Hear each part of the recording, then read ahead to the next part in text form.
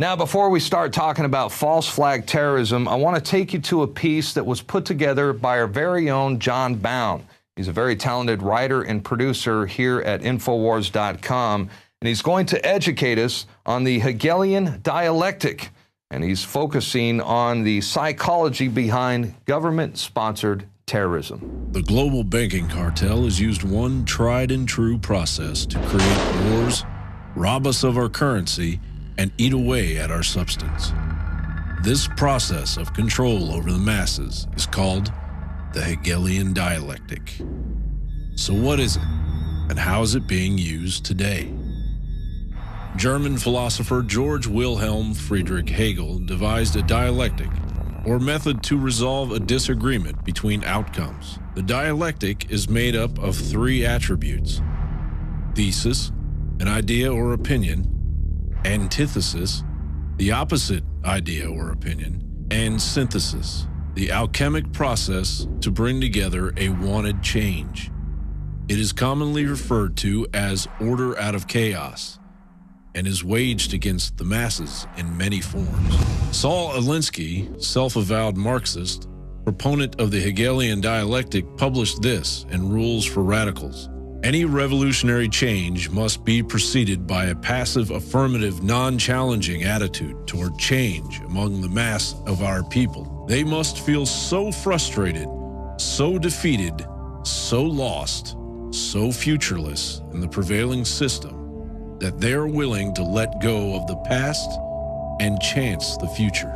George Bush became the hero of 9/11 simply due to the fact that he was the president, and then rammed through legislation that threatened our liberties as we all complacently stood by and allowed it to happen. A manufactured crisis occurs, thesis. George Bush answers it by rallying public opinion and becoming the host of the tragedy, antithesis, thus owning the crisis through synthesis. Equilibrium is attained. All of the once separate parts of the plan are joined together. In this example, the Patriot Act acting as the equilibrium on the desired road to tyrannical fascism in America. They're too good at what they're doing. They create the crisis on record. They sell the fraud. Then they say, give us more power. Give up your sovereignty, Europe, America, and we'll fix it. But then it only implodes faster. They make bigger bonuses, but they're destroying their own golden goose. They're hacking it open greedily. When it's giving them a golden egg every morning, they think there's eggs inside. I think the point you made of because they're on record creating this to consolidate power. They've bragged about it. Those memos have been made public by Goldman Sachs and others. But they're going to fry things so badly, the bankers are all running to private islands with their own security teams. I mean, like they want to rule everything so much and have just so many digits in their bank accounts that they're going to devalue the value of the digits through their sheer greed. That is a possibility. And if you look at the Hegelian dialectic, if that crisis at the beginning spins out of control, they lose the tail end of the dialectic, don't they? There will be no synthesis at the end. They'll be lucky if they survive. Another method to manipulate the masses is the use of two opposing views to attain the desired view. Politician A espouses the first view. Politician B counters with the differing view. A clear example of this was the debate over the unconstitutional NDAA bill of 2012. I strongly believe that the United States government should not have the ability to lock away its citizens for years and perhaps decades without charging them and providing a heightened level of due process. We don't pick up citizens. We don't incarcerate them for 10 or 15 or 20 years or until hostilities end, and no one knows when they will end, without giving them due process of law.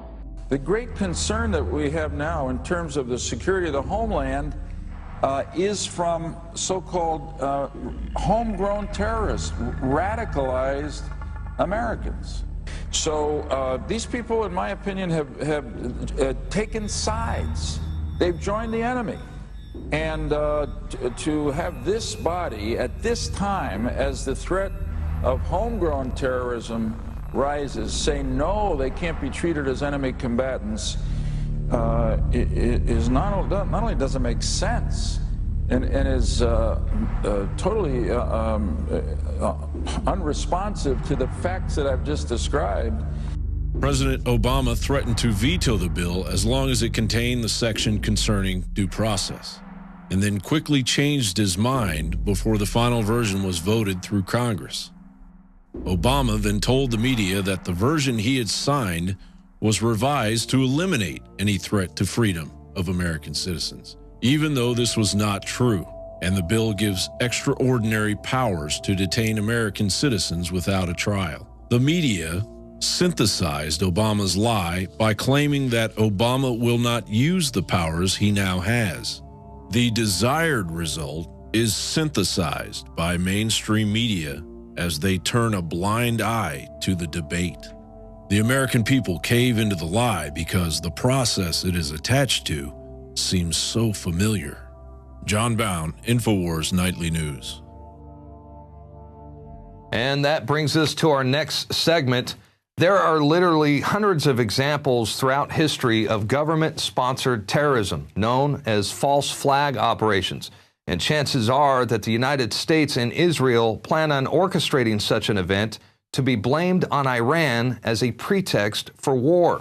It is a fact that virtually every single war since the Spanish-American War of 1898 has included the use of a false flag operation as an excuse to enter into conflict. But unfortunately, the lies have been covered after the fact, too late to prevent mass death and destruction. In 1953, the CIA and British intelligence staged terror attacks to overthrow the democratically elected leader of Iran, Mohammad Mossadegh.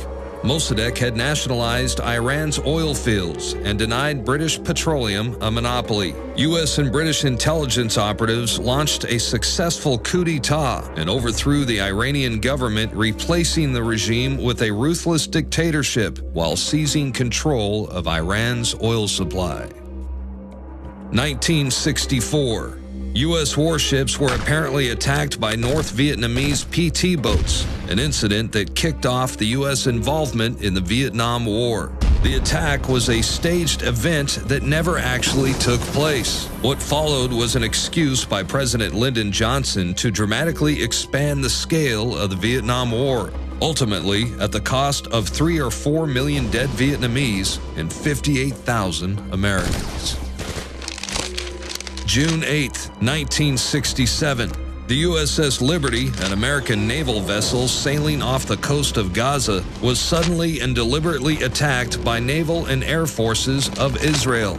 The well-coordinated attack, which lasted for hours, resulted in the deaths of 34 crewmen, 170 injured, and catastrophic damage to the ship, one of the most highly decorated vessels in U.S. history. Egypt was to be blamed for the attack, to serve as a pretext to drag the U.S. and her allies into war in the Middle East. If not for the heroic efforts of the ship's captain and his brave crew, the Liberty would have faced almost certain destruction. The truth about Israel's attack and subsequent White House cover-up continues to be officially concealed from the American people to this day. Now, in recent weeks, we have seen a massive buildup in the Persian Gulf by both the United States and Britain. Meanwhile, U.S. and Israeli intelligence sources are officially warning of domestic terror attacks inside the U.S. and Israel. And if a conflict is to ignite in the Persian Gulf, it is highly likely that the U.S. or Israel will use a false flag operation to kick things off. And that brings us to our quote of the day. Ask yourself, would a government that has lied us into 2 wars and is working to lie us into an attack on Iran shrink from staging terrorist attacks in order to remove opposition to its agenda? And that was by Paul Craig Roberts, the former Secretary to the Treasury in the Reagan administration, also known as the father of Reaganomics and a frequent guest on our show. I actually think he was referring to the Bush administration when he made that statement, but I'm sure Craig Roberts wouldn't put it past the Obama administration to carry out a false flag terror attack as well. But, they're both run by the same offshore banking cartels and the military industrial complex. Meet the new boss, same as the old boss.